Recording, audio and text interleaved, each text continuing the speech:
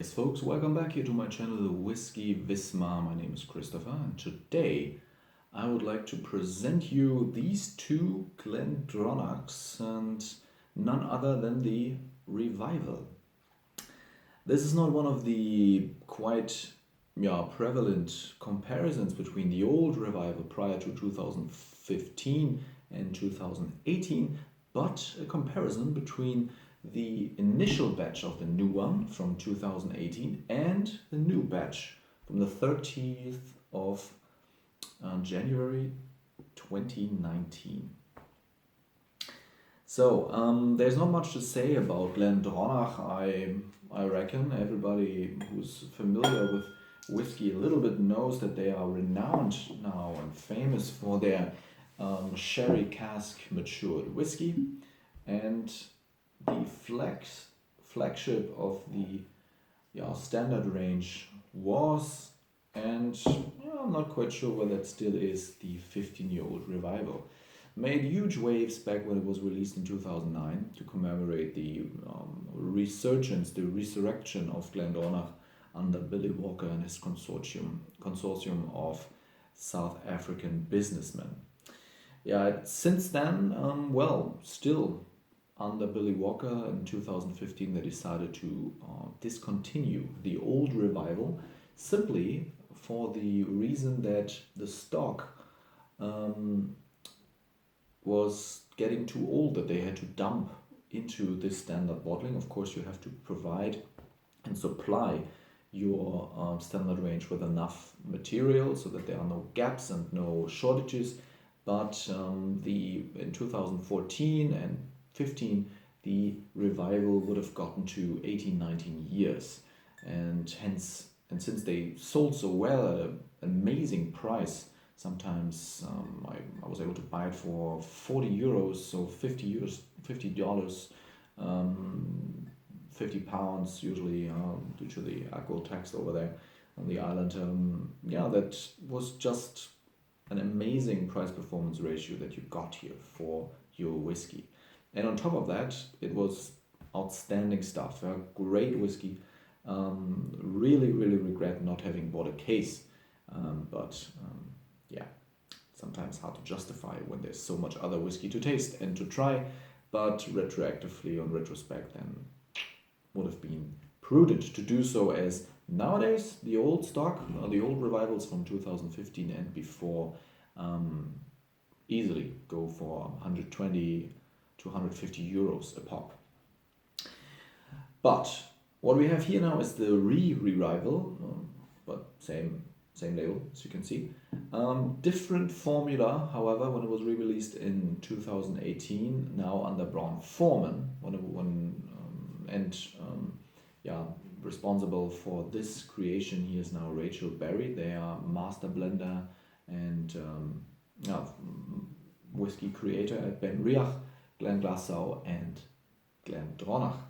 And when it was released in 2018, it made quite a lot of waves as well. The initial bottlings that were available were quickly sold out. Price was a little higher than the old Revival, so I bought this for, I believe, 63 euros, and it since then returned to shelves, sometimes little more expensive, so 70, 75 euros, something like that. But the problem was that everybody expected the old Revival, the old formula, the old depth, the old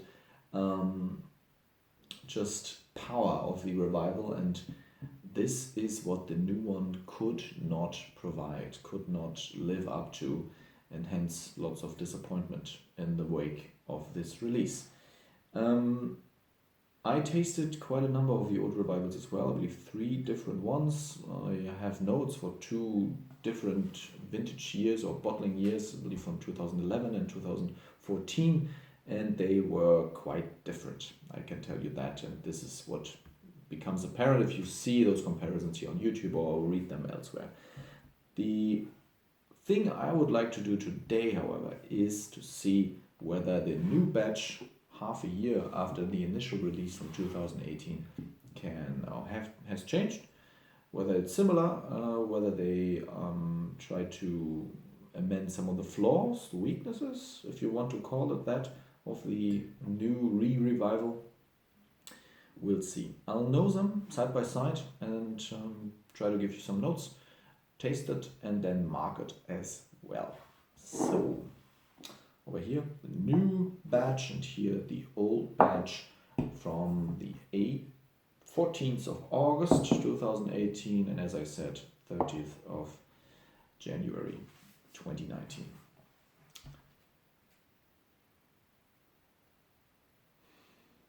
Quite astringent, but also very aromatic. Lots of, a little bit of banana, pineapple. Not really this dark, brooding sherry monster it used to be. Not as spicy either, so lots of sweetness, honeyed sawdust. Oak is there, so it's still very cask laden, cask forward. But yeah, quite different from the old revival, but doesn't have to be a bad thing. I mean, later I'll tell you, I'll talk a little bit about what I think that they should have done. But nevertheless, this is pretty fine whiskey. Its nose is quite alright. No off notes whatsoever. Sweetness, a little bit of spiciness, minor spiciness. Good fruit components that are straightforward, easily to detect, and quite yummy, really. So let's see. New batch, quite similar. Maybe a little bit more on the active oak side. I have both oaks that they used here.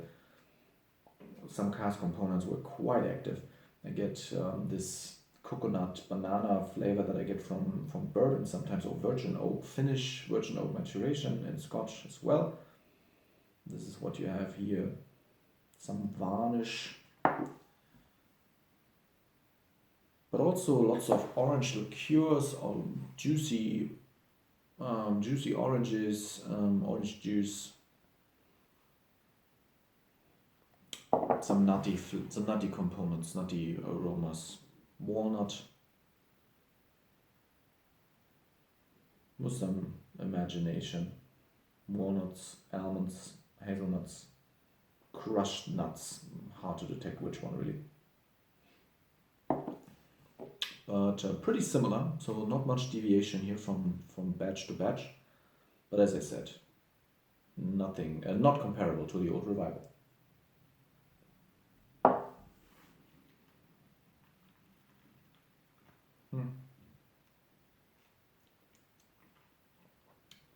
Initially, by the way, I was a little disappointed myself. I mean, I didn't expect the same juice, none whatsoever.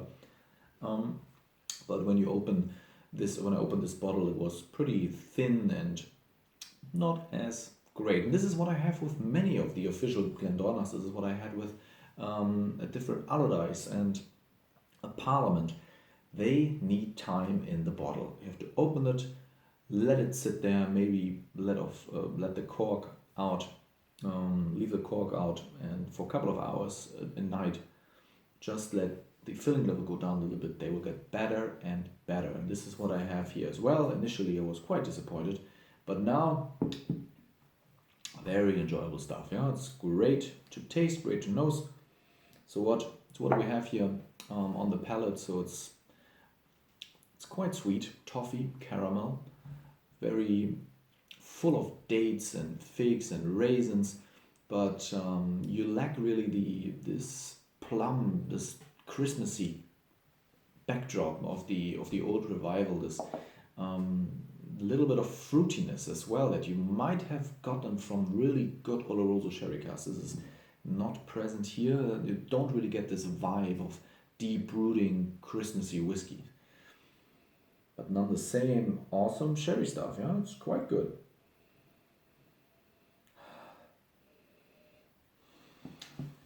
So let's see how the new batch fares.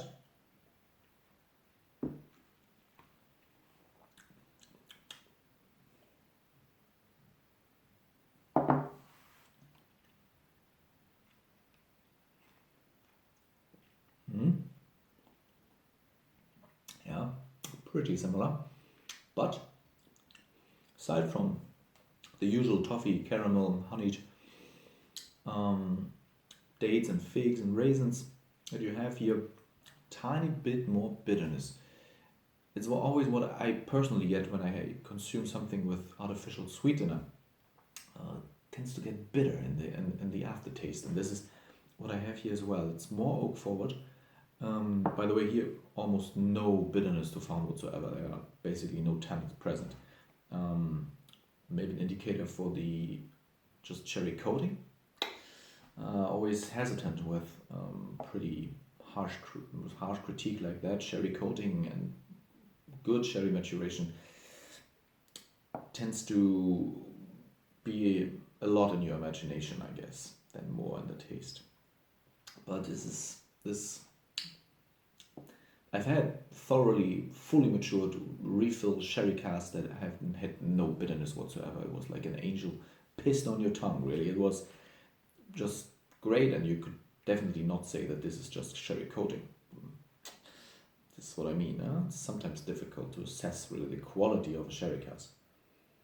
But here, same, different than the old revival, much brighter, more vibrant, sweeter, definitely sweeter, less spicy, less Christmassy, less plums, but lots of figs and dates and raisins, all that as well.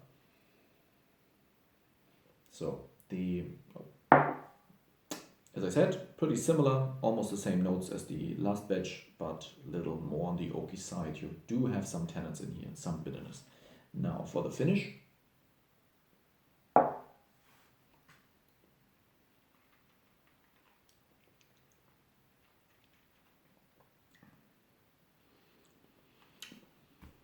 Oh, great stuff. Pretty tasty. For the finish, medium to long. Some pickled ginger, not pickled, no, candied ginger. Once again, some honey, some honeyed sawdust, figs,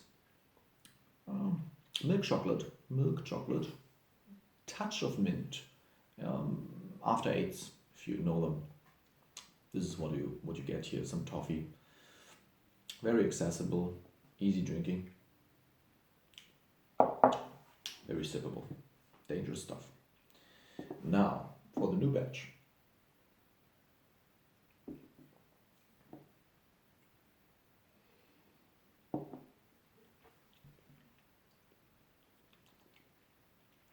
Now the oranges are now a little bit more overt on the palate as well. Some orange liqueur, triple sec, Cointreau, some stuff like that. Very sweet. But now once again, this artificial sweetener bitterness that I always get. And same length, I would say, yeah, just as much caramel, some mild vanilla ice cream, yeah. Had some for lunch today. Sunday after all.